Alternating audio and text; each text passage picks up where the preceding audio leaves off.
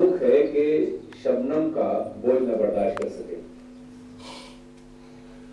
शबनम गिरती है तो उसकी कमर झुक जाती है, मगर इतनी ताकतवर है कि जमीन का सीना चीर के बाहर आएगी। अगर उसी कोपल को दोबारा दाखिल करना चाहें आप तो वो टूट जाएगी, मगर दोबारा जमीन दाखिल नहीं कर सकते। और फिर जैसे ही वो कोपल में मुलाकात होती है वैसे ही पूरा निजाम फितरत उसकी परवरिश में लग जाता है। बारिश उसे गुस्ल कराती है, शबनम उसे वजू कराती है, चेहरा धुलाती है उसका, हवाएं उसे झूला झुलाती हैं, सूरज उसे दूध पिलाता है, जमीन उसे खुराक फराहम करती है। पूरा निजाम जिंदगी सूरज से लेकर जमीन तक सब उसकी परवरिश में लग जाते हैं। अगर बीज जिंदा ना होता और जमीन अच्छी न होती तो न पोपट निकलती और न ही पूरा निजाम जिंदगी, पूरा निजाम फितरत उसकी परवरिश करता। जिस तरह से जमीन में एक बीज होता है छुपा हुआ, वैसे ही हमारे दिलों में ईमान है जो छुपा हुआ है। अगर ईमान का बीज जिंदा है और मौसम भी अच्छा है और उसे सैराब भी किया जा रहा है तो उसमें से कोपल जरूर निकलेगी। और ये कोपल क्या है? जो उसकी शाखें फूटेंगी, नमाज, रोजा, हज, ज़कात, ये उसकी कोपलें और शाखें हैं। फिर उस पर जिक्र का फल लगेगा। और इस तरह से ईमान का वो बीज तनावर दरख्त बन करके लोगों को भी साया देगा और खुद भी जिंदा रहेगा। लेकिन जरूरी है कि हम अपने दिल के ईमान के बीज को परवरिश करें उसकी। दुनिया का बीज अच्छी जमीन चाहता है, ईमान का बीज भी दिल की जमीन को अच्छा होना चाहता है। आपने देखा जमीन शोर, जहां जमीन होती है सुमर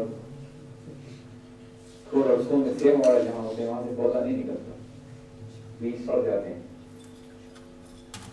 तो जो जमीन शोरीदा होगी उससे पौधा नहीं निकलेगा। अगर इंसान नेक अमाल की तरफ माइल है तो इस बात की पहचान है कि उसके दिल में ईमान का बीज जिंदा है।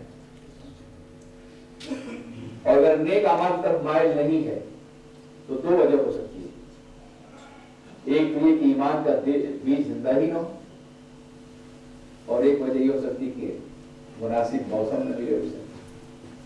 और जाहिर आप देखते हैं कि सर्दियों में पौधे होते हैं मगर सूखे हुए होते हैं, बर्फ और मौसम को बर्दाश्त नहीं कर पाते। और जैसी थोड़ी धूप निकली और समर का सीजन आना शुरू हुआ, मौसम बहार, तो जमीन के पौधों में बहार आ जाती है, फल भी निकलते हैं, फूल भी निकलते हैं, नकतें भी निकलती हैं। मौसम बहुत जरूरी है। तो बहुत से लोग ऐसे हैं जिनके ईमान का बीज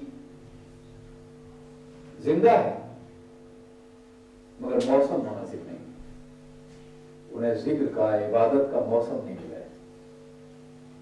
वो मुख्तलिफ जगहों में अपनी जिंदगी गुजारते हैं और मौसम न मिलने की वजह से उनको अच्छे अमाल करने की तौफीक नहीं होती। उनका ईमान नमाज और रोजे तक माइल नहीं होता। और फिर अगर मौसम मुसलसल न मिले कई साल तक तो बीज मर भी जाता है। चुनांचे नेक आमाल अगर न हो, हमेशा इंसान मुस्तकिल बुराइयों पे कायम रहे, तो ये भी खौफ होता है कि दिल का वो बीज ईमान का मर न जाए।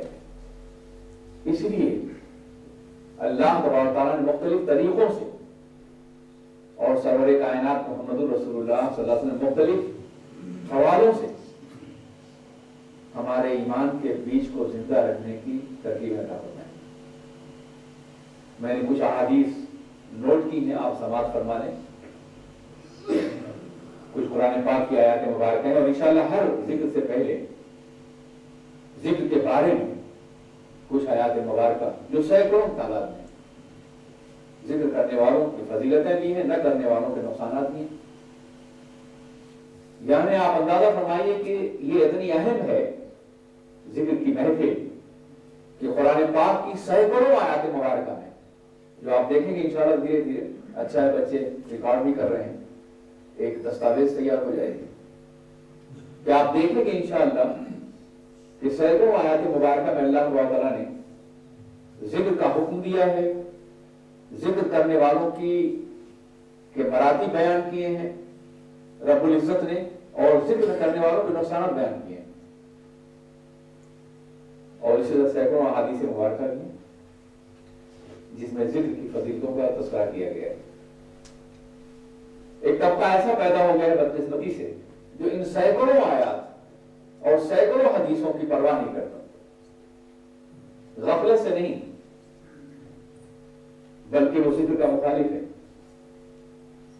وہ کہتا ہے نماز پڑھ لیا بس کافی، یہی فرض ہے، اور نماز بھی اس طرح پڑھتا ہے خالی فرض پڑھ کے بھاگ جاتا ہے، نہ سنتیں نہ نفلیں، اس لیے کہ فرض اللہ کا حکم ہے اور سنت رسول پاک کی ہے، تو رسول پاک سے یوں ہی ان کو کوئی دلچسپی نہیں ہوتی،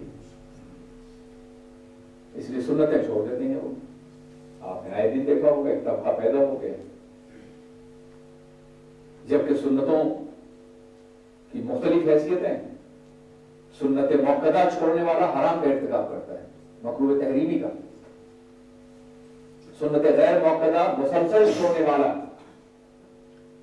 نافرمانی کا مرتکب ہوتا ہے، لیکن چھوڑتے ہیں۔ تو جب نماز کے اندر جو سنتیں اور نفلیں جب وہ چھوڑتے ہیں تو ذکر کیا کریں گے وہ اس کی ضرورت نہیں محسوس کرتے۔ اس لیے ضروری ہے کہ اس محفل کو آگے بڑھایا جائے اور ذکر کے فضیلتوں سے لوگوں کو آشنا کیا جائے۔ آپ جانتے ہیں کہ بہت دنوں تک لوگ مجھ سے مطالبہ کرتے رہے کہ آپ ذکر کرایا کریں، کچھ تو میری مصروفیات تھیں اور کچھ شاید میری کوتاہیات کہہ لیجیے کہ میں اس طرف آمادہ نہیں ہوا، لیکن اب ذکر کے نام پر جو لوگ اللہ والے نیک لوگ ہیں ان کی تعریف کرتا ہوں، لیکن بہت سی محفلیں ایسی سجا دی گئی ہیں جہاں جھوٹے خواب اور بیان کر کے لوگوں کو اپنے دامے تصویر پھنسایا جاتا ہے۔ کوئی صاحب ہیں جو روزانہ کعبہ میں رہتے ہیں، کوئی صاحب روزانہ رسول پاک کی بارگاہ میں حاضر ہوتے ہیں اور لوگوں سے بیان بھی کرتے ہیں، اور پھر ان کے چھوٹے ہوئے جو چمچے ہیں وہ لوگوں سے کہتے پھر نوجوانوں کو لے جاتے ہیں۔ تو اس خوف سے کہیں ہمارا یہ چھوٹا سا گلسنا جو ہے یہ غیروں کے دامے تصویر میں نہ آ جائے اور عقیدہ نہ تباہ ہو جائے، ہم نے یہ محفل شروع کر دی ہے۔ دعا کیجیے کہ میں اور میرے ساتھ کچھ ساتھی ایسے ہیں جو اس کو مستقل قائم رکھ سکیں۔